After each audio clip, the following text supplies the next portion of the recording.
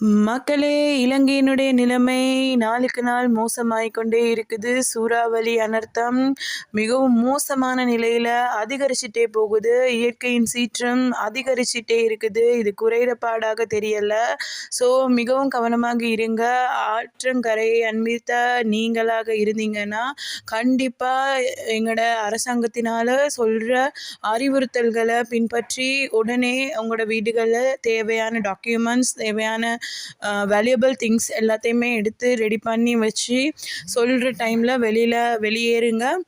அப்படி நீங்கள் வெளியேறாமல் வெள்ளத்தில் மாட்டிப்பட்டீங்கன்னா ஸ்க்ரீனில் தெரிகிற இந்த நம்பர்ஸில் ஏதாவது ஒரு நம்பர்ஸை கண்டாக்ட் பண்ணி வெளியில் வர்றதுக்குரிய நடவடிக்கைகளை எடுங்க.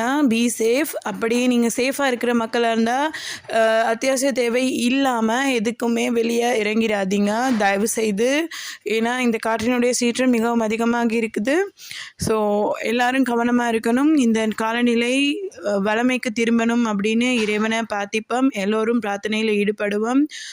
முடிஞ்சவங்க நிறைய பிரபலமான ஊடகங்கள் இப்போது அவங்களுடைய அனர்த்த நிவாரண விடயங்களை மேற்கொண்டுட்டு வராங்க. நீங்கள் இப்போ கூட கேட்கலாம், இந்த காற்றினுடைய சீற்றம் ரொம்பவே அதிகமாகிட்டே இருக்குது.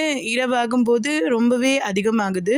ஸோ கண்டிப்பாக சோஷியல் மீடியாஸ் அண்ட் உங்களுக்கு உங்கள் ஏரியாவில் இருக்கிற அறிவுறுத்தல்களை கேட்டு அதன்படி பின்பற்றுங்க மக்களே. தயவு செய்து உங்களுடைய வாழ்க்கை, உங்களோட குழந்தைகளுடைய வாழ்க்கையை சேஃபாக வச்சுக்கோங்க. சேஃபாக இருங்க.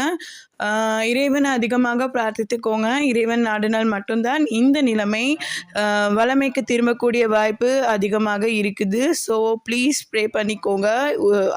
உலகவாழ் மக்கள் நீங்களாக இருந்தாலுமே எங்களுக்காக தயவு செய்து பிரார்த்தித்து கொள்ளுங்கள். நன்றி.